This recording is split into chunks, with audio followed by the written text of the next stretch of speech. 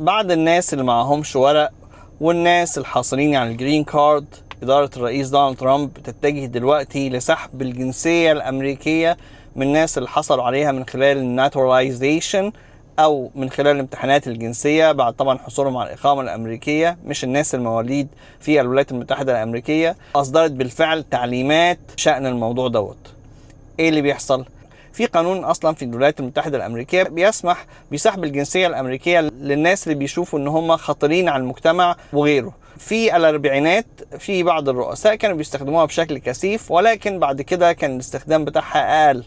الرئيس دونالد ترامب دلوقتي بيركز وعايز يزود سحب الجنسيه الامريكيه من الناس اللي هو شايف ان هم خطيرين على المجتمع. واوريدي في واحد اتسحبت الجنسيه الامريكيه بتاعته في فتره الرئيس دونالد ترامب دلوقتي الثانيه.